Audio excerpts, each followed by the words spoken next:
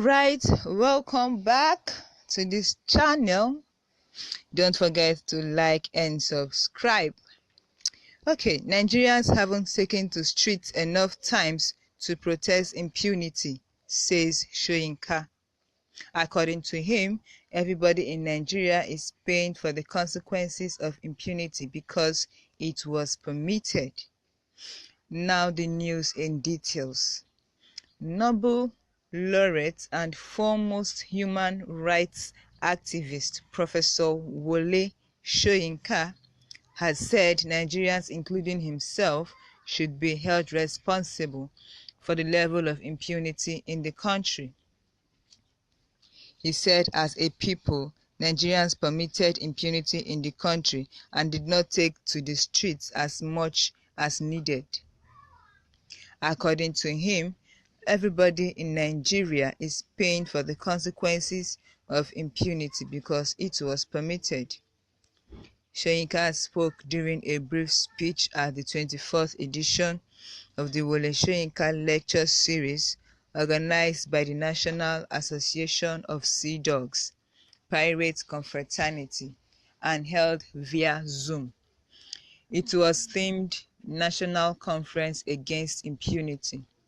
He said, I am absolutely certain that we would agree that one of the major reasons for the dilemma we are undergoing in this country right now is that we permitted, we nurtured, we even encouraged, either by actions or inactions, the mindset of impunity, both in leadership and among the people. We ourselves are equally guilty.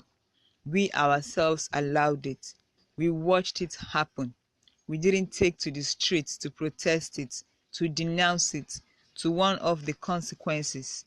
Oh yes, there were warnings here and there, but they were not concerted and structured. He, however, said it is not too late to reverse the trend, noting that it has to begin with a frank, honest, and objective dialogue.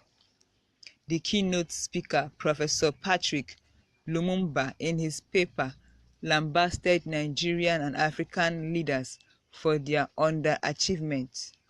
He pointedly expressed disappointment that Nigeria, which had promising future, was now at the lower rungs of development courtesy of bad leadership.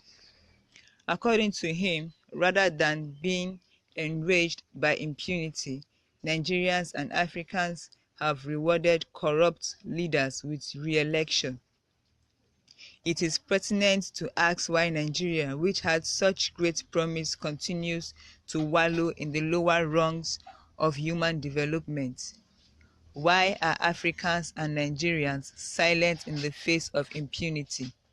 Why, in the words of Wole Soyinka, has the man in us died? Lumumba said. According to him, the people should hold themselves responsible for refusing to act and being part of the misfortune that has befallen the country. Despite the impunity by our public office holders, by some miracle, we are not enraged. It would also seem that we have lost the gift of disgust. Why is this so? Who caused us?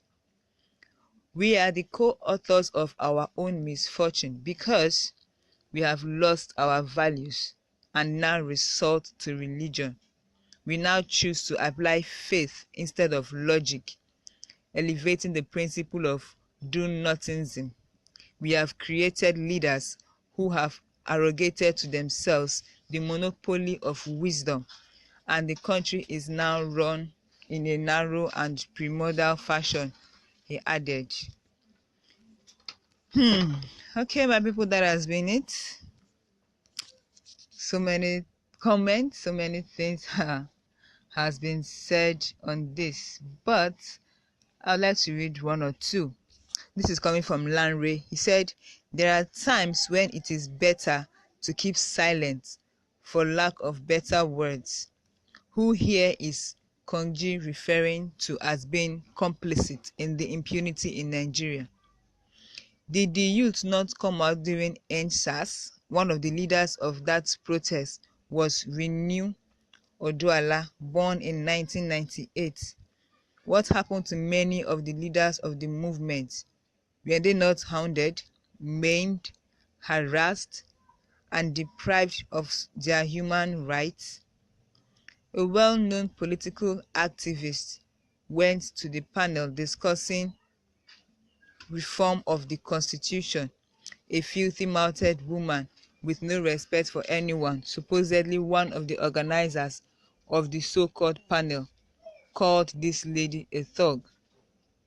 Professor, I am going to keep this brief. Let us stop blaming ordinary Nigerians. Neo-Biafran says the disarray in southern Nigeria leaves serious vacuum that any moron can and has been able to exploit for as long as, and to the extent southern Nigerians have enabled and allowed it. That disarray or disunity continues as we type our views and opinions from our various vantage locations. One would honestly hope that at some point in time, southern Nigerians would undertake some introspection for their own political and existential survival. Finger-pointing has not been and will never become a panacea for the quagmire, chokehold and strangulation southern Nigeria finds herself in today. It has become an awkward, complex, hazardous situation in all its ramifications that, if allowed to continue, will result in worse outcome than that which southern Nigerians keep squabbling over today. The Tower of Babel, southern Nigeria, needs to save itself from internal enslavement. It's now or never. Lanre has this to say. I wouldn't want to say my dear prof is getting senile. No, that would be wrong of me. As a bright literary mind, I am certain Kongi's mind is still active, but he has to stop this delusion of attempting to analyze a situation, such as Nigerians, through some warped lenses. What do I mean? So here, Wole is saying Nigerians are not taken to the streets. Which Nigerians? Is it Sunday Igboho, whose house was invaded in the middle of the night and people killed by government agents?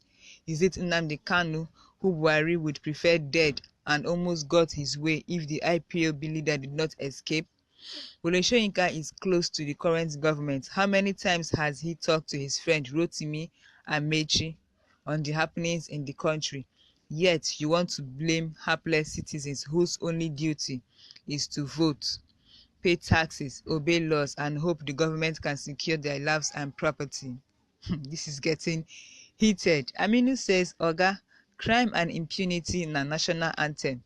You consistently refuse to agree to this fight between our oppressors and the masses.